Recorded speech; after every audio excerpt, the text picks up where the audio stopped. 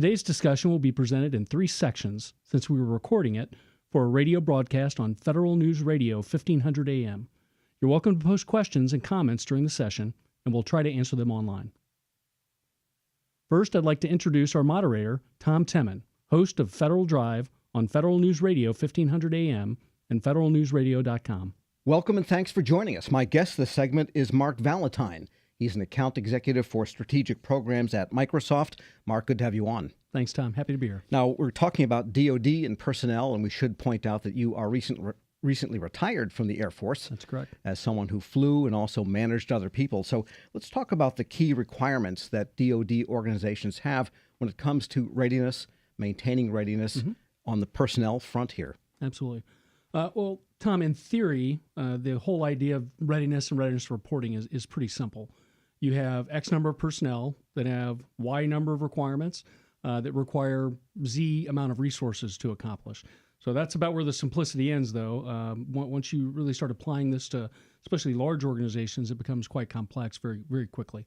And what I mean by that is if you look at the different requirements, they're often owned by different owners and tracked in different systems. So as an example, for a pilot, you have training that has to be done in the air, and that training is recorded in a specific system. Then you have other pilot requirements that are conducted on the ground, for instance, survival training, and those are often tracked in a completely separate system. Now you have the standard human resources type requirements that you would have in any large organization to include fitness testing, medical requirements, training for your computer security type issues. So all of that adds up and gets very complex very quickly. Now, by the way, now you move over to someone with a different job set, for instance, the maintenance organization, and they have a completely different set of requirements that are often tracked in a completely separate system. So from my experience as a commander in the military, one of the most difficult things to do was actually gain visibility into the health of my organization.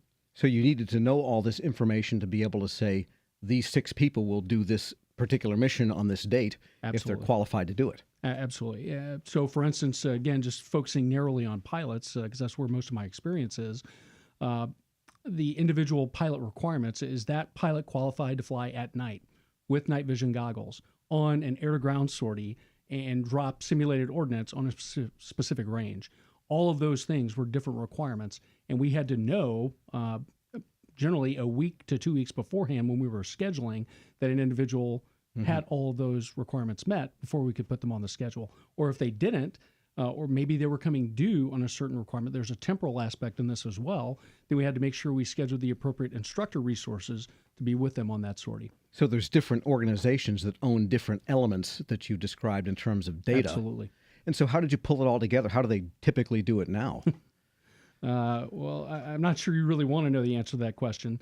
For the most part, there are Class 1, Class 1 systems that the Air Force maintains. And these are authoritative data sources. One of those is the Military Personnel Database System, often referred to as MILPIDS. So that would be the repository for most of the official information. My Social Security number, my dependent status, things like that, my address, my phone number, contact information, again, information that any large organization would maintain. So that was in one database.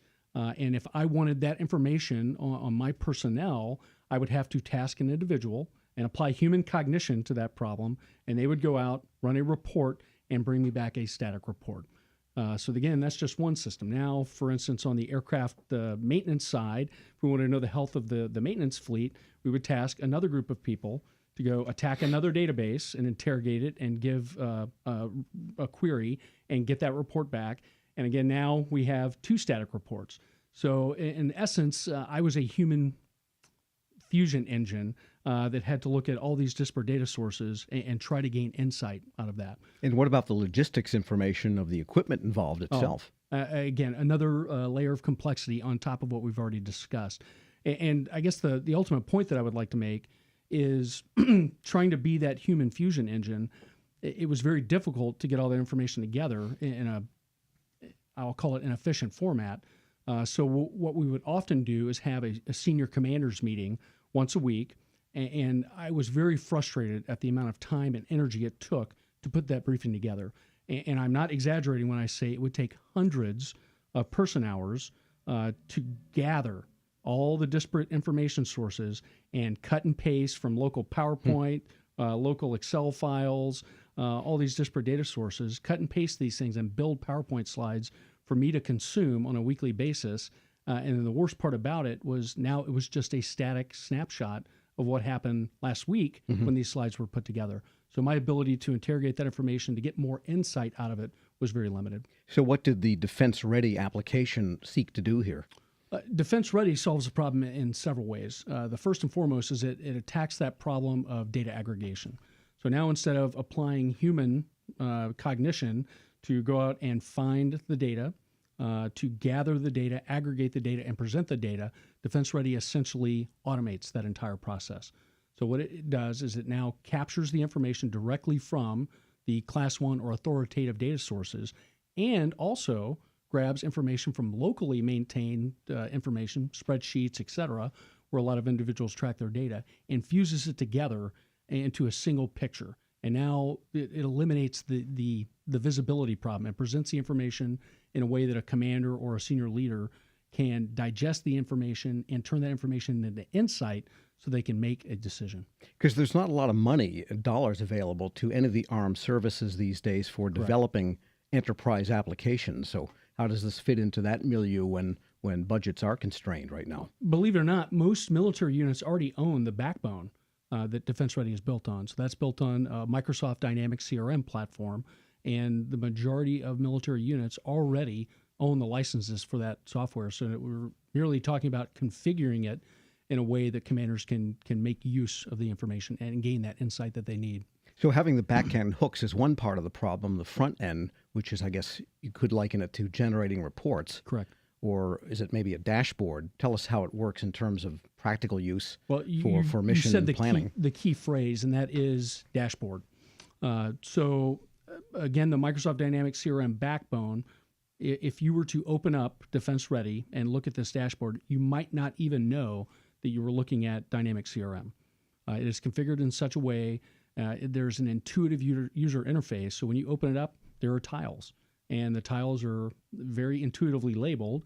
For instance, personnel files. You can click on that and find the information for your team. Another aspect that I really like about it is the ability to drill down. So for instance, in this weekly senior leader meeting that I would look at a static screenshot on a PowerPoint slide and say, for instance, I found one unit that had a large number of individuals that had not done their security clearance. With looking at a static sheet, I would look at that and go, okay, well, who are those people? So I can reach out to their commanders and maybe speed this along a little bit.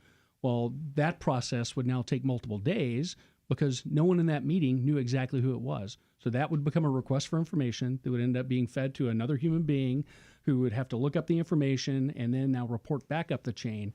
So with Defense Ready, I can now interrogate that data with one click. Would you say that this works toward readiness itself or just knowledge of how ready a particular squadron might be? Yeah, I don't think you can have readiness without that knowledge. I think that's a prerequisite.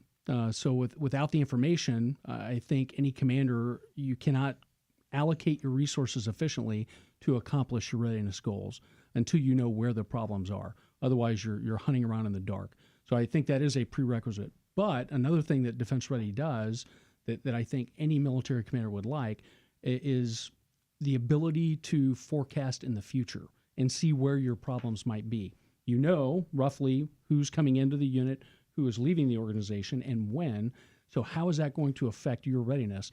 And if you know that now, 6 months previously, now you can focus the resources you need on the training you need so that when those people leave, you're not in a world of hurt. All right, we're going to take a break here. I want to thank Mark Valentine, Account Executive for Strategic Programs at Microsoft. I'm Tom Temin. This is Government Workforce Analytics, Insight and Impacts, sponsored by Microsoft here on Federal News Radio 1500 AM and federalnewsradio.com. We'll be right back.